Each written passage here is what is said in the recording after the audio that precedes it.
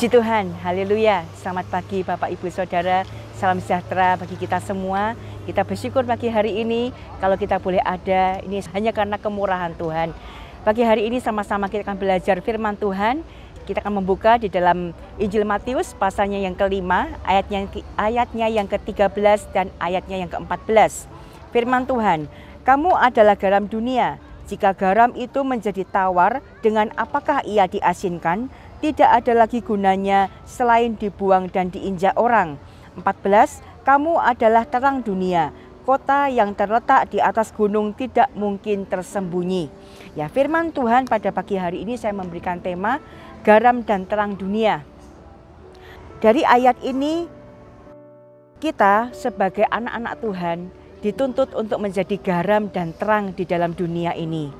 Menjadi garam dan terang itu bukan karena prestasi, tetapi karena merupakan identitas kita sebagai orang percaya. Tentunya kita harus menjadi dampak kepada orang lain. Ketika manusia pertama kali diciptakan, Tuhan selalu memberikan identitas yang jelas, yaitu seturut atau menurut gambar dan rupa Allah. Di dalam Kejadian 1 ayat yang ke-26. Tetapi karena dosa, itu merusak dan mengacaukan identitas manusia. Dan di dalam Injil Matius ini Tuhan menuntut kita, menginginkan kita untuk menjadi garam dan terang di tengah-tengah dunia ini. Kita akan belajar hal yang pertama, yaitu tentang garam. Garam di dalam bahasa aslinya ditulis kata halas. H-A-L-A-S. Ada 5 arti dari arti kata halas ini. Yang pertama adalah pengaruh. Tuhan ingin dimanapun kita berada dapat membawa pengaruh. Tentunya pengaruh yang baik Bapak Ibu. Pengaruh yang membuat orang lain dapat diberkati melalui kehidupan kita. Sama seperti garam yang memberikan pengaruh. Setiap masakan, setiap makanan yang dihidangkan pasti ada rasa garamnya. Tentunya kalau tidak ada rasa garamnya hambar. Bahkan juga garam juga dipakai untuk mengawetkan seperti buah apel.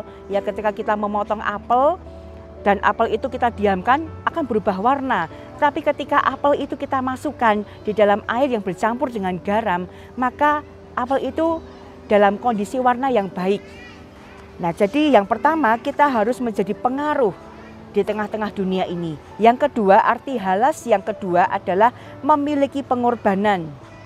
Tuhan mau dimanapun kita berada menjadi pribadi yang mau rela berkorban. Di dalam Filipi pasal yang kedua, ayat yang ketiga dan 4, ya, kita tidak boleh mencari kepentingan dan kepujian bagi diri kita sendiri. Menganggap orang lain itu lebih tidak baik dari kita, tapi mengutamakan orang lain dulu.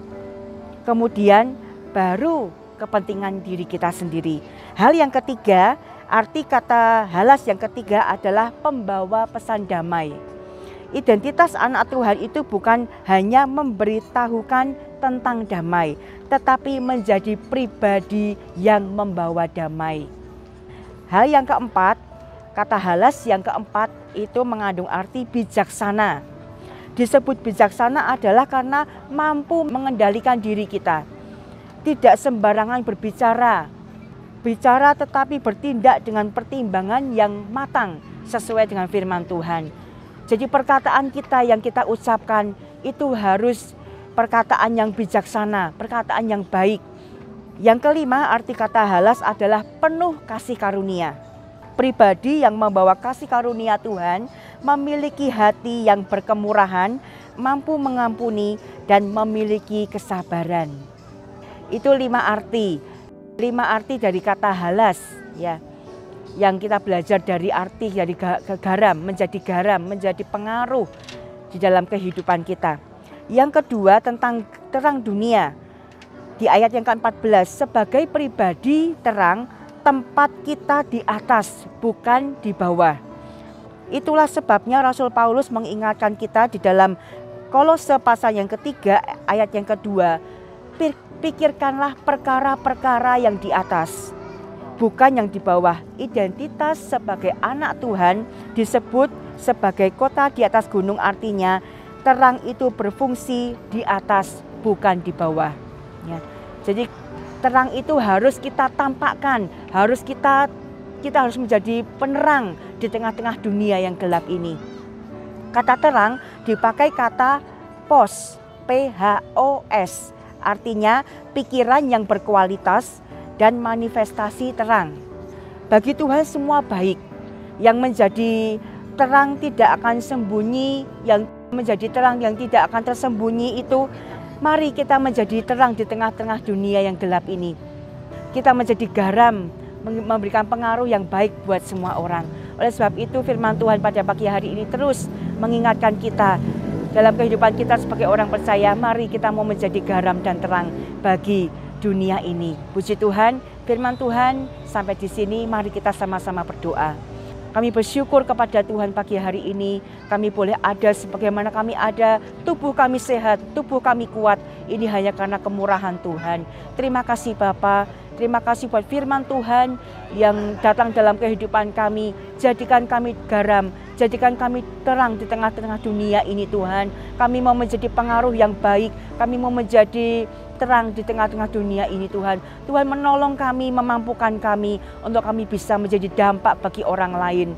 Terima kasih Tuhan Yesus, terima kasih pagi hari ini kami berdoa buat pekerjaan Tuhan yang ada di GPDI Temanggung. Tuhan berkati mulai dari Bapak Ibu Gembala, staf gembala, semua hamba-hamba Tuhan yang melayani. Kiranya diberikan kesehatan, kekuatan, hikmat, marifat. Terus Tuhan limpahkan dalam kehidupan hamba-hambamu yang ada di GPDI Temanggung Tuhan. Bahkan setiap jemaat-jemaatmu Tuhan, mulai dari anak-anak sekolah minggu sampai lansia, Tuhan memberkati mereka dengan kesehatan dan kekuatan di dalam mereka bekerja, di dalam mereka belajar. Mereka tetap terus mengutamakan Tuhan, mengandalkan Tuhan di dalam setiap kehidupan mereka. Terima kasih Tuhan, bangsa Indonesia diberkati Tuhan, bangsa Indonesia dipulihkan oleh Tuhan. Bahkan bangsa kami juga diselamatkan oleh Tuhan. Memberkati Bapak pimpinan kami, Bapak Jokowi sampai pada jajaran yang paling bawah. Tuhan memberkati mereka dengan kesehatan, kekuatan, tanggung jawab yang besar buat mereka. Tuhan menolong mereka senantiasa untuk memberikan pengaruh yang baik buat bangsa kami Indonesia. Terima kasih Tuhan. Hari ini kami mau melangkah bersama dengan Tuhan. Kami mau menapaki hari ini dan kami mau menjadi garam dan terang bagi orang-orang di sekitar kami. Kami sudah berdoa bersyukur, kami alaskan doa kami di dalam nama Yesus. Haleluya. Amin.